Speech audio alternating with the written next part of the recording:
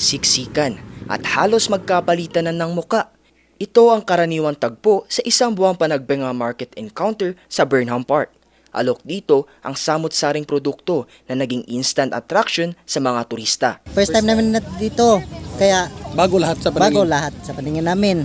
Pero sa nakita namin dito sa sa Baguio, maganda po yung yung sa mga stalls, marami kang pwedeng pagpipilian. Ang mahirap lang yung walang pangbayan, walang pambili.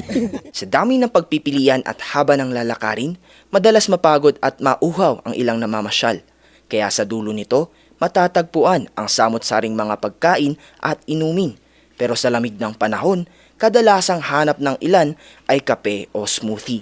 Kaya ang isang stall dito nag-aalok ng kape o smoothie, pero hindi ito basta-basta lang. Ang pampatamis kasi nila rito, sariwang piga ng tubo. Kasi po kaming dalawa medyo gusto po namin lagi nagtatry ng bago.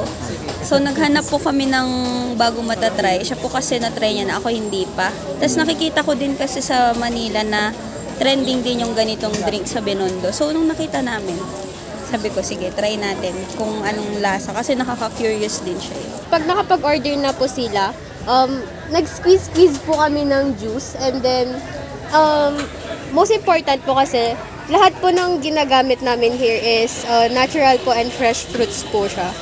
And so ayan, kapag with lemon po, minamadler po siya and then mag-a-add ng ice and then yung squeeze po na juice, ganun po. Bukod sa naghahalo ang tamis at pait ng tubo at kape, refreshing din daw ito. Idagdag pa raw dito ang mga benepisyo nito sa katawan. Dito sa sugarcane, natural, it's low in glycemic index.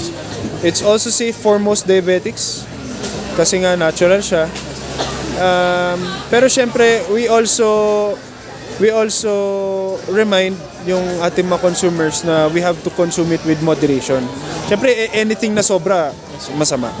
We have our own farm in Pangasinan. Kaya ito rin po kasi yung dapat kung magbe-business po kayo ng ganito, you have to secure the supply. Maliban sa kape, ang pinigang katas din ng tubo ay perfect daw sa mainit-init na tsokolate o malamig na smoothie. Siyempre, mas healthier to. It's fresh sugarcane, so kaya nga sinabi ko nga kanina na favorite namin ng wife ko to since na-try namin to last year. Magtatagal ang nasabing market encounter hanggang sa ika-2 ng Marso. Glenmark Dulay, RNG News.